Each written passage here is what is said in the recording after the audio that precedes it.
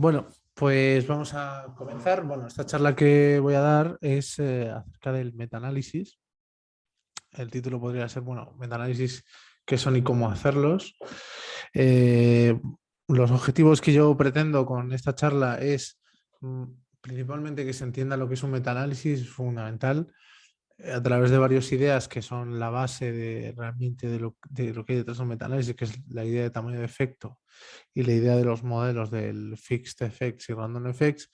Y luego también me gustaría que intentáramos saber cómo se haría un metaanálisis, la parte técnica, digamos, la parte eh, calculística, cómo se haría en R. También para así saber interpretar los resultados. Y luego, por último, dar una idea general de cuáles serían todos los pasos a seguir si quisiéramos hacer un metaanálisis. Entonces, bueno, vamos a ver un poco, primero, por supuesto, pues habría que definir lo que es un metaanálisis en general, ¿no? Así, con una definición de un párrafo, pues un metaanálisis he buscado esta definición que da Vicente Javier Skrik y otros, ¿no? En el artículo este que tenéis aquí. La manera en que lo definen es, pues un metaanálisis es un método sistemático para sintetizar los resultados de diferentes estudios empíricos sobre el efecto de una variable independiente, sea una intervención o tratamiento en el final, en el resultado final preciso. Entonces, ¿qué significa esto? Pues básicamente la idea de lo que es un metaanálisis, para lo que se usa es, tenemos que pensar en que tengamos un conjunto de estudios que arrojan luz sobre una misma cosa, es decir, que se han hecho mediante una intervención, es decir, un tratamiento normalmente, a un conjunto de pacientes, normalmente siempre pensando en que hay un grupo experimental y un grupo placebo. Se les ha dado ese tratamiento, se les ha aplicado esa intervención y lo que queremos es, de alguna manera, usar toda la información de los estudios para extraer conjuntamente una conclusión. Claro, idealmente, en un mundo ideal, el metaanálisis, si tuviéramos los datos en crudo de todos esos estudios, no haría falta hacer un metaanálisis. Si yo tuviera directamente los datos de cada paciente, de cada uno de esos estudios, pues haría directamente un análisis estadístico conjunto. Pero la realidad es que lo que yo conozco de esos estudios normalmente es solamente las medias y desviaciones típicas de los valores de esa variable que estoy estudiando, tanto en un grupo como en otro. No tengo toda la muestra, toda la información de la muestra. Solo tengo esas variables, esos datos sobre esa variable. Entonces, ¿cómo puedo yo ante la pregunta que nadie me puede hacer, imaginemos, ¿no? Que estudio un determinado tratamiento, una determinada enfermedad, y alguien me pregunta, ¿este tratamiento funciona o no funciona? ¿No? Pues ¿cómo respondo a esa pregunta? Pues la respuesta claramente es a través de un metaanálisis. Es como hago una especie de resumen, una ponderación de todos los datos que hay para responder a la pregunta. Un ejemplo muy típico bueno, ejemplos de metaanálisis que conocemos, que nos pueden sonar si no hemos oído hablar de metaanálisis, pues para mí el más notorio es el metaanálisis que se realizó para hace unos años para determinar si el consumo de carne roja y carne procesada aumentaba la probabilidad de sufrir cáncer, que concluyó efectivamente que así era. Fue bastante mediático, bastante notorio. Otros metaanálisis también bastante conocidos y que han traído la idea de metaanálisis a muchos ámbitos son los que se han realizado numerosas veces para intentar buscar si funciona o no la homeopatía, por ejemplo. Hay estudios que pues, dan valor a la homeopatía, o sea, que parecen indicar que la homeopatía funciona, y otros que parecen, que son mayoría por otra parte, que parecen indicar que la homeopatía no provoca una mejoría más allá de la del propio placebo, el efecto placebo, ¿no? Entonces, es precisamente la herramienta clave aquí, el metaanálisis, para poder decir si a nivel, o sea, que de verdad en una muestra global eso funcionaría. Bueno, Vamos a imaginar un ejemplo con el que vamos a trabajar durante toda esta charla. ¿Vale? Unos datos que yo me he inventado, pero que son bastante, están hechos con bastante criterio para que sean lo más funcional, lo más similar a lo que nos podríamos encontrar si quisiéramos realizar un metaanálisis. ¿Vale? Vamos a imaginar que tenemos que vamos a testar, o sea, que estamos estudiando un tratamiento que provoca que la variable sobre la que afecta ese tratamiento, digamos, es en los días de hospitalización. Imaginemos una enfermedad cualquiera y que al aplicar ese tratamiento pues se reducen o no los días de hospitalización como consecuencia de esa enfermedad. Este tipo de cosas pues muy típicas, por ejemplo, en psiquiatría, ¿no? En que pues unos antipsicóticos, una de las variables que se tienen en cuenta para ver si funcionan es que reduzca o no los días de hospitalización. Entonces, bueno, yo recojo los datos sobre este tratamiento y observo a ver si de verdad reduce o no los días de hospitalización. Entonces, aquí la clave será que yo observe que los días de hospitalización de los grupos experimentales de los distintos estudios, la media de esos días de hospitalización, yo quiero ver, si creo que esto funciona, yo quiero ver que eso es menor, esas medias son menores que las del grupo placebo. Entonces vamos a pensar que yo he recogido los datos, he metido en la bibliografía, he ido a PubMed, he ido a Google Scholar y he encontrado nada más que 5 artículos, ¿vale? Y son estos de aquí. Bueno, y aquí he montado una tabla en la que recojo toda la información relevante para yo poder decir si de verdad este tratamiento funciona o no, que son las medias y desviaciones típicas de ambos grupos, de los grupos placebo y de los grupos experimentales. Y luego también los tamaños de las muestras, porque también influirá la calidad de un estudio, tiene que ver con lo grande que es la muestra que ha encontrado. Entonces, eso también hay que tenerlo en cuenta a la hora de ponderar los estudios, ¿no? Evidentemente. Entonces, esto es lo que me sale. A la izquierda tenemos las medias y desviaciones típicas y tamaños de muestra del grupo experimental y a la derecha lo mismo del grupo placebo. Entonces, bueno, yo ya veo a simple vista que, bueno, más o menos para todos los estudios, las medias de hospitalización aquí del grupo experimental son menores. Solo veo que aquí en el último estudio, ese de aquí, sí que parece que la media de hospitalización es 12 días frente a la media de hospitalización del placebo, que son 9. Es decir, parece que sí que en este grupo se ha producido el efecto contrario. Pero bueno, aún así, pues yo podría especular y decir, bueno, parece que bueno, en 4 de 5 estudios la cosa ha funcionado y si me preguntaran, pues yo podría ya formarme una opinión. Sin embargo, esto no es del todo, no podemos concluir de aquí que el tratamiento funciona, no es del todo científico, por decirlo de alguna manera, no estamos teniendo en cuenta más allá de, bueno, 4, 5, tal, bueno, hay que tener un criterio un poco mejor, ¿no? Y aquí es donde entra realmente el metaanálisis. El primer paso que se suele hacer para llevar a cabo un metaanálisis es calcular lo que llamamos el tamaño del efecto, ¿vale? Esto es una primera aproximación y vamos a intentar entender el tamaño del efecto porque con esto ya de alguna manera tendremos ya el trabajo hecho, o sea, ya estamos empezando a entender lo que es un metaanálisis, ¿vale?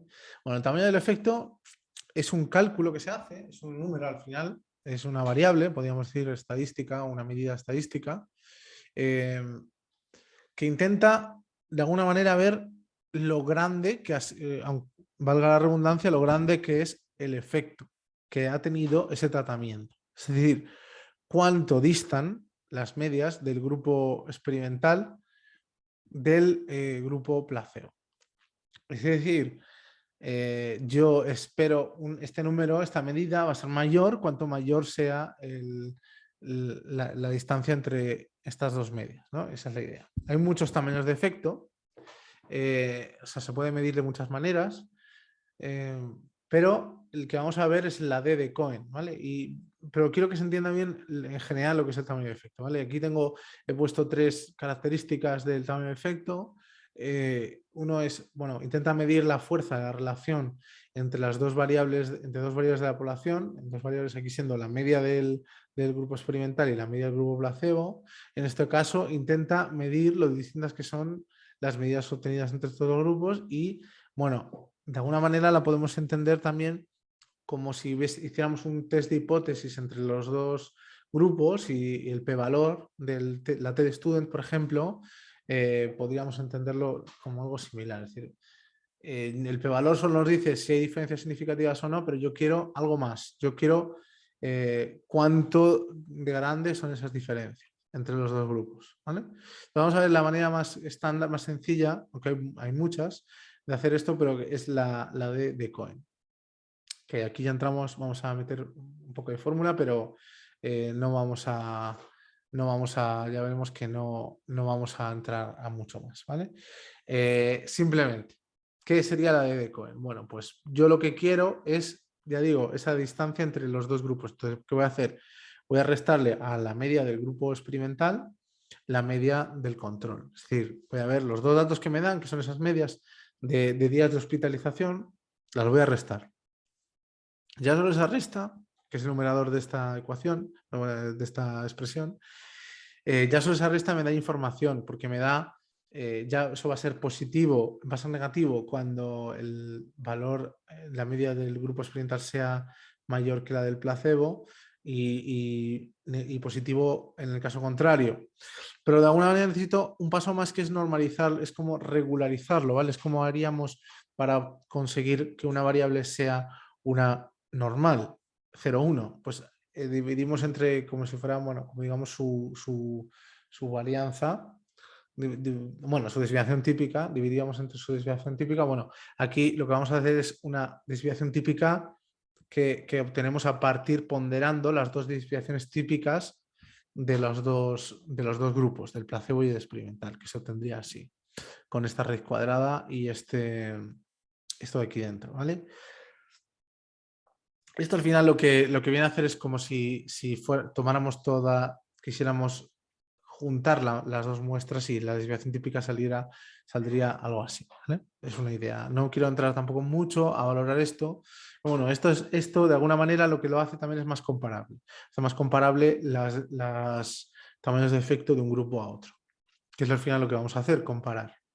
¿Vale? Vamos a hacerlo para el ejemplo, para nuestro ejemplo, y en nuestro caso, en nuestro ejemplo, lo que tenemos es, bueno, yo lo he calculado, esto se podría calcular simplemente con Excel, por ejemplo, o con una calculadora, no hace falta mucha historia, metiendo simplemente, son operaciones sencillas sobre los datos que tenemos, que son medias y desviaciones típicas. Yo lo he calculado y me sale que todos tienen un efecto negativo, hay un efecto negativo en signo, ¿no? Que es menos 0,6, menos 0,8, ¿verdad? Menos en el último, que hay un efecto de signo positivo.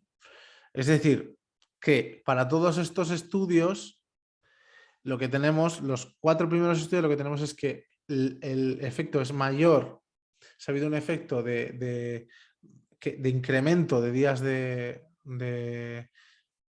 o más bien de detrimento, o sea, una disminución de los días de hospitalización en el grupo experimental, mientras que en el último ha habido un aumento en el grupo, un aumento de los días de hospitalización.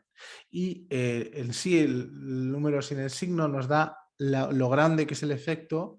También vemos que el efecto mayor es justo en este artículo, y el efecto menor, o sea, el efecto, digamos, mayor sin signos, en valor absoluto ha sido este. Ha habido un cambio más drástico, y vemos que, sin embargo, bueno, pues que en el último estudio tampoco es tan grande lo que ha cambiado el efecto, ¿vale? Bueno, esto ya nos da una idea de lo que hay, y sí que podríamos de aquí decir que sí, que se observa un efecto de detrimento del número de días de hospitalización en prácticamente todos los estudios, y en menos en uno que tampoco es muy grande el efecto que se observa. Entonces sí que podríamos aquí a lo mejor ya especular si el tratamiento ha funcionado. Pero bueno, el tema del metaanálisis es que va más allá. El metaanálisis tiene una herramienta muy potente, no solo el tamaño del efecto, sino que son los modelos de metaanálisis, que son los dos que vamos a ver, que son random effects y fixed effects. ¿Vale? Estos modelos lo que son es modelos estadísticos del tamaño de efecto. ¿Vale? Lo que pretenden es responder a la pregunta si el tamaño del efecto es cero o no. Porque fijaos, si el tratamiento no funciona, si el tratamiento no hace nada, si yo lo que les estoy dando es agua, imaginemos una cosa, les estoy dando una cosa a los pacientes que no les afecta en nada, lo esperado es que el tamaño de efecto sea cero, es decir, que el efecto sea nulo, es cero, que esta D, que vuelvo aquí, ¿no? Esta D sea cero, la D de Cohen. ¿Qué significaría? Pues que el numerador es cero, que por lo tanto, pues la media del experimental y la media del control son la misma. Claro, eso es como lo que ocurriría si el tratamiento no ha funcionado. Entonces, yo puedo plantear, lo que plantea el metaanálisis es una especie bueno, de hecho, un test de hipótesis en el que la hipótesis nula es realizar un test de hipótesis en el que la hipótesis nula es que el tratamiento no ha funcionado, es decir, que el tamaño de efecto es cero, y la hipótesis alternativa es precisamente que el tratamiento ha funcionado y que el tamaño del efecto es distinto de cero. Claro, si yo tuviera esta test de hipótesis, yo concluyera un p-valor pequeño, como haría con la T-de-Student, pues este p-valor, como podría hacer es de forma similar, pero que no es lo que se está haciendo aquí, ¿vale? Bueno, este p-valor de menor que 0,05 me permitiría ya rechazar la hipótesis nula y aceptar la alternativa que es que el tratamiento ha funcionado. Entonces, precisamente este tipo de test de hipótesis es lo que hacen estos modelos de metaanálisis. Entonces hay dos. ¿Por qué hay dos? Pues porque la cuestión en sí es complicada y hay que elegir uno de estos dos modelos principalmente. ¿Vale? Hay más historias, pero lo que se suele hacer es elegir entre estos dos modelos. Vamos a intentar entender qué diferencias hay y cómo elegir entre uno y otro. Entonces, bueno, el primero de ellos es el Fixed Effect, que es el más sencillo, que lo que hace es asume que el tamaño del efecto, esto que estamos intentando estudiar, bueno, es esencialmente el mismo en todos los estudios. Es decir, luego ya que sea o no cero ya es otra cosa, pero es esencialmente el mismo. Y que los errores se deben a pequeños errores, o sea, las diferencias entre un estudio y otro, el tamaño de efecto de uno y otro, se deben a errores pequeños. Pues en la manera de medir o en alguna cuestión así, o en variaciones pequeñas de las muestras.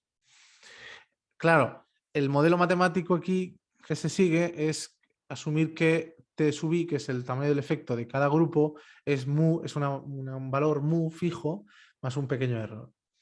¿Qué pasa si esta idea que estamos diciendo de que más o menos el tamaño de efecto es el mismo, qué pasa si esto no es verdad? Es decir, ¿qué pasa, por ejemplo, si en un estudio se hace sobre hombres, en otros se hace sobre mujeres, en otros se hace sobre jóvenes, en otros sobre adultos, o niños y adultos? Pues que evidentemente hay diferencias notables entre un estudio y otro. Y esas diferencias no se deben a cuestiones aleatorias, se deben a algo fundamentalmente distinto dentro de cada muestra y de cada estudio. Es decir, el tamaño del efecto ya no tiene por qué ser el mismo, porque efectivamente un tratamiento, el efecto que produce el tratamiento sobre niños no es el mismo que produce sobre adultos. Entonces, cuando esto ocurra y tengamos sospecha de que este es el caso, lo que debemos usar es el random effects, que matemáticamente lo que hace es asumir que el tamaño del efecto es un valor mu, que es el efecto real, digamos, sobre la muestra, más un componente phi sub i o como lo queramos llamar, que varía dentro de cada estudio, y luego un pequeño error de medición epsilon sub i. O sea, ya tiene dos términos de error, digamos, que de alguna manera hacen que al final random effects es más exigente, digamos, es más difícil que salga significativo, pero es más correcto en ciertos casos y de hecho en la mayoría de los casos, porque la práctica es que salvo estudios cosas que estén muy estudiadas, es muy difícil encontrar esta homogeneidad que pide el fixed effect, pero bueno, podría ser también. Vale, vamos a ver cómo haríamos esto en R. Vale, aquí voy a meter un poco de tutorial, un poco de R, que pues, asumo que conocemos previamente R. Si no conocemos R, pues recomiendo una charla que también di en este mismo curso, bueno, que está disponible también, de introducción a R, donde podéis ver un poco más con detalle cómo se usa R, cómo se instala, qué es, etcétera, ¿vale? Entonces yo voy a hacer esto un poco a la vez que las diapositivas. Entonces, bueno, ¿qué tendríamos que hacer para hacer esto con R? Yo ya me he creado aquí un script para ir más rápido. Bueno, lo primero habría que usar estas tres librerías. La librería Meta, la librería Metaphor y la librería Tidyverse. Si no las tenemos instaladas, como probablemente no las tenemos, tendríamos que introducir estos comandos de aquí en R para instalarlas. Tardan un poquito en instalarse. En Linux, yo que uso Linux, sé también que hay que instalar una librería que es esta de aquí. Luego ya en Windows, Mac puede variar, pero en principio con estos tres comandos de arriba debería valer. Entonces tendríamos que cargar esas librerías primero, es decir, porque esto no viene en R por defecto, es unas funciones extra que necesitamos. Ejecutaríamos aquí para tenerlas, ¿vale? Ya las tendríamos cargadas y ahora tenemos que leer los estudios, es decir, la información de las medias, las desviaciones típicas, la tamaño de muestra de cada estudio, hay que cargarlas en un data frame.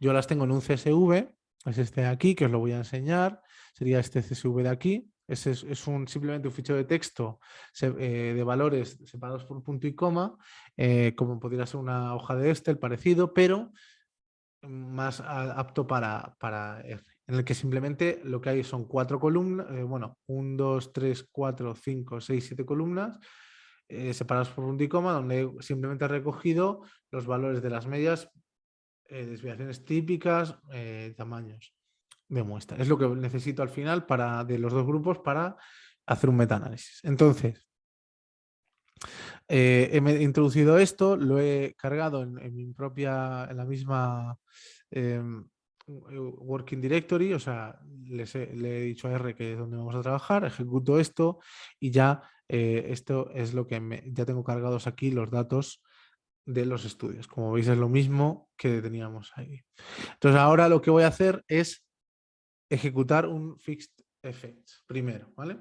Entonces para eso necesito este comando de aquí. Este comando de aquí es de la librería meta y lo único que le estoy diciendo es, primero le estoy especificando las variables del grupo experimental, tamaño de la muestra, media y desviación típica, luego los del control, tamaño de la muestra, media y desviación típica, el data frame donde va a sacar los datos, que se llama en mi caso data, esto que es simplemente la variable que sirve de identificador de cada estudio, que yo le he llamado estudio, que es donde he puesto el nombre del autor de cada estudio. Y aquí estas dos líneas que lo que dicen a R es qué vamos a usar, si fixed o random effects. Yo he puesto fixed true y random false para que me utilice el fixed effects. Y luego aquí hay más parámetros que bueno, que no voy a entrar ahora porque se salen un poco entraríamos a explicar otras cosas, pero bueno, yo ejecuto esto y vamos a ver lo que nos sale. Ahora ejecuto el m.dl para que me diga el resultado y esto es lo que me ha devuelto R. Como veis aquí me dice justamente estos valores de aquí son precisamente la D de Cohen, o podrían ser también, que depende de cómo lo configuremos, que me muestre la G de Higgs, pero que es otro tamaño de efecto muy similar a la D de Cohen, pero que al final me da un tamaño de efecto, que es lo que me importa. Yo con esto ya veo cuál es el tamaño del efecto y me da también lo más importante de todo, que es esta línea de aquí, que es el resultado del modelo. Fixed Effects Model, y me da el intervalo de confianza y el p-valor del resultado de esa hipótesis, ese test de hipótesis que he descrito yo antes. Entonces, si veis, lo que me saca es un p-valor bastante pequeño, con lo cual yo aceptaría o sea, rechazaría la hipótesis nula de que el tamaño de efecto es cero y podría concluir que el tratamiento ha funcionado, ha tenido un efecto distinto de cero, que de hecho es un efecto negativo porque aquí me dice precisamente la estimación del efecto, es decir, ya tendría una estimación del efecto y me da aquí también un efecto negativo. Quiero aclarar, significa en cada contexto una cosa distinta. Efecto negativo significa aquí que el experimental tiene un valor menor que el placebo. Es decir, que los días de hospitalización se han reducido. Eso es lo que significa negativo, matemáticamente negativo, pero en nuestro caso es que ha funcionado porque ha reducido los días de hospitalización. ¿Vale? Entonces, eso también lo puedo ver también con un intervalo de confianza, que como veis tiene los dos valores negativos, que me lo da aquí, y tiene los dos valores negativos, con lo cual, si el 0 estuviera incluido aquí, ya sería otra historia. Seguramente habría que rechazar la hipótesis nula. Entonces, o sea, seguramente no podría decir lo mismo, ¿vale? Pero vemos que con esta información, un tamaño de efecto, que es ese SMD, que es Standardized Mean Difference, lo mismo que tamaño de efecto es el mismo que hemos usado, es la de Cohen o la G de Higgs, negativo, distinto de cero, con un p-valor pequeño, yo ya concluyo lo que estoy contando. Vale, ¿qué pasaría si yo tuviera la sospecha de que estos, bueno, aquí he copiado lo mismo que nos saca, ¿vale? ¿Qué pasaría si yo tuviera la sospecha? Bueno, vamos a ver otra herramienta poderosa también, que es que nos hace también con el metaanálisis, que es el forest plot. Si yo ejecuto este comando de forest m.dl, veis que aquí me va a sacar, bueno, esta gráfica, que es la misma, que se ve aquí más grande, que tengo aquí en la diapositiva. Entonces, ¿qué es esto? Esto es muy importante también para entender lo que es un metaanálisis. Un forest plot, bueno, aquí en esta gráfica me resume toda la información del metaanálisis. Y sobre todo me saca este dibujo, que está muy bien, que me pone un cuadradito, me dibuja básicamente los tamaños de efecto, los Standardized Mean Difference, y me pone que estos 4 tienen un tamaño de efecto negativo, por eso están a este lado, y este quinto que tiene un tamaño de efecto positivo, y me lo pone a este lado. La rayita, la longitud de la rayita viene dada por la desviación típica de cada estudio, o sea, incluye también eso. Bueno, en realidad esto creo que, si entiendo bien, es un intervalo de confianza del tamaño de efecto de cada estudio, ¿vale? Vemos que aquí me saco un rombo con el valor estimado y lo grande del rombo es el intervalo de confianza del resultado de esa estimación del tamaño de efecto que tendría real sobre la población. Entonces vemos que no incluye el 0, eso nos hace ver que esto ha funcionado, que podemos rechazar esa hipótesis nula y decir que hay un efecto real negativo en lo que significa pues que la hospitalización se ha reducido. Entonces, esto está muy bien porque se ve de un vistazo todo. Se ve que estudios dicen una cosa, que estudios dicen la contraria y el resultado sobre ese intento de generalización de los 5 estudios. ¿Vale? Entonces, vamos a ver qué pasaría si quisiéramos hacer un random effects. Es decir, si yo tuviera la sospecha, porque yo estos datos me los he inventado, ¿no? Pero la realidad sería que estos estudios han sido realizados de una manera o de otra, ¿no? Podría ocurrir, lo que digo, que hubiese heterogeneidad entre los estudios, que no hubiesen sido realizados de la misma manera y yo tuviera sospechas de que el tamaño de efecto no es el mismo, hay variabilidad considerable de uno a otro.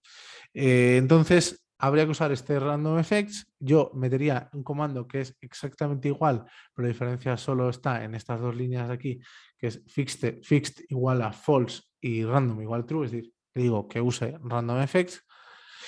Y el resultado, ya os lo adelanto, no lo meto en R para ir más rápido, es que el p-valor, ahora ya se me sale un p-valor grande, un intervalo de confianza que incluya el 0, que es este de aquí, con lo cual yo no puedo concluir que el tamaño de efecto no haya sido 0. Es decir, aquí podríamos decir que no puedo rechazar la hipótesis nula, es decir, hay sospechas de que el tratamiento no ha funcionado, es que el efecto no es significativo.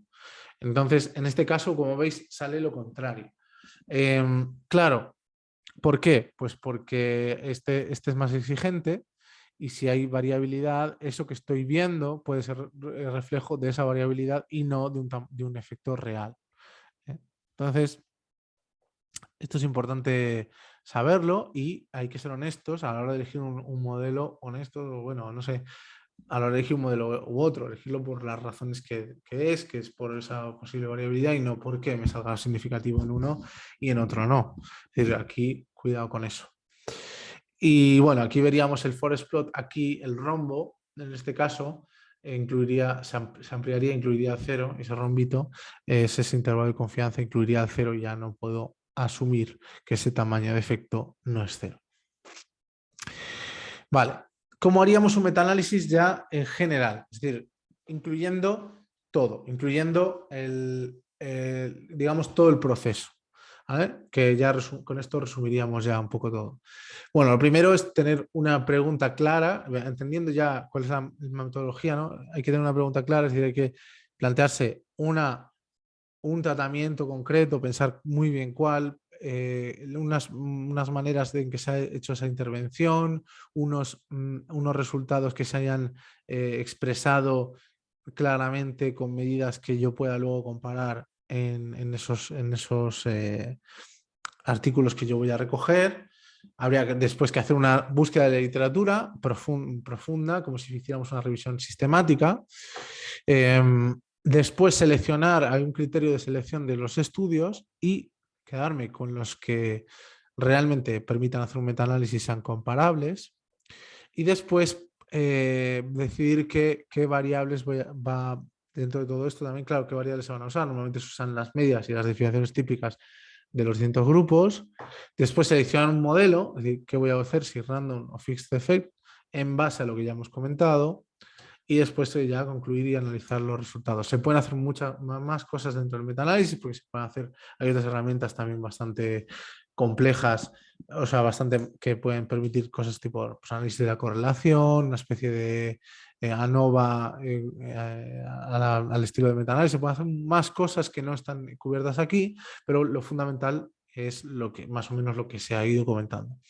Como veis, esto explica, este diagrama, bueno, estos puntos explican también por qué muy habitualmente los metaanálisis se hacen a la vez que una revisión sistemática. Es decir, al final es un paso más allá de la revisión sistemática. ¿Vale?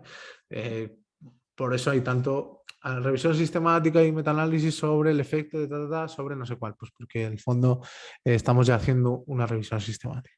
Vale, bibliografía que podemos consultar.